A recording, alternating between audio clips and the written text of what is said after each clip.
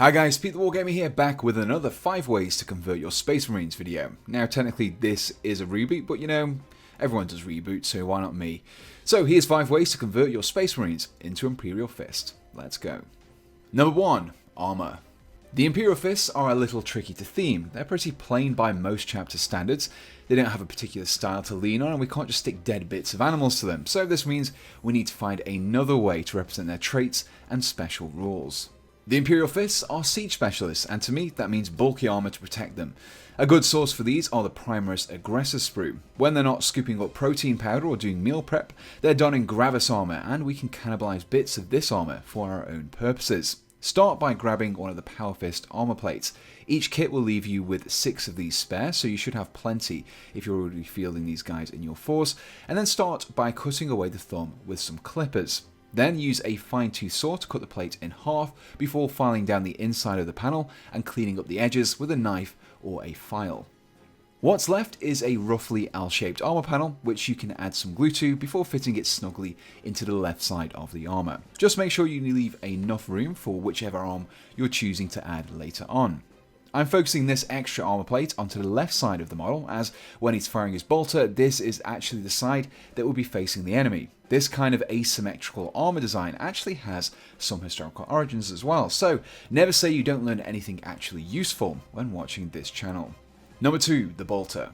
When your entire chapter consists of banana-flavoured 8-foot tall superhumans, concealment and subtlety really isn't an option anymore. To counteract the ineffectiveness of their custard camouflage, Imperial Fist became great at taking out enemies at long range. We can reflect this bolter affinity on our miniatures by beefing their weapons up a little. To do this, I decided to borrow a mag shield from the Inceptor's Assault Bolter. These components come already separated and will probably be left over after you've opted for the dual plasma guns. Thankfully, they should fit nicely over the bolt rifle with only a little trimming to ensure the best fit. Adding these shields will not only bulk up the appearance of the weapon, but will also serve to build upon the previous additions to armor that we made in the last step. Number 3. Shoulder pads. Just like they were in the 80s, big shoulder pads are all the rage in the 41st millennium. In addition to the armor plate we added earlier, we can borrow one of the many spare shoulder pads found in the Aggressor sprue. These are great because they are a little bulkier, have the extended rim, and still fit nicely onto Primaris. Alternatively, Mark III armor has some pretty chunky shoulders you can use too. Glue this onto the shoulder with the extra plate that we added earlier, and it'll fit nicely with our asymmetrical armor design. You can also use shoulder pads to include some chapter icons as well. The Imperial Fist Primaris Upgrade sprue features a good number of sculpted shoulder pads, but you can also find them on Forge World as well. Number 4. Heads. If you want to represent the stoic nature of the Imperial Fist, then you need a face that exudes the stubborn determination of the chapter, and of course it has to have a beard. The perfect head for this exists in the Stern Guard Veterans Kit, and in my opinion is well worth the £30 for this one head.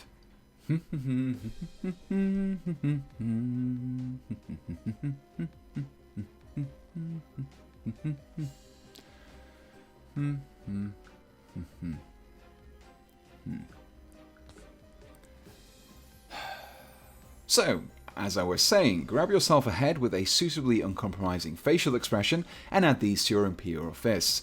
I personally find that the more well-groomed and clean-cut style of heads work best here. Alternatively, if you want helmets, then we can dig into the Mark III kit once again for their helmets. This utilitarian style of helmet works quite nicely with the Siege Specialist aesthetic that we're looking to create.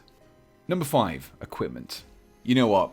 Full honesty here, guys, I really didn't know what else to do here. There's only so much you can do in a chapter, just can't be animal themed, and my other 2 videos had 5 steps, so let's just stick some random bits of equipment to him and say it's to help him build walls or something. So, what have we got to work with?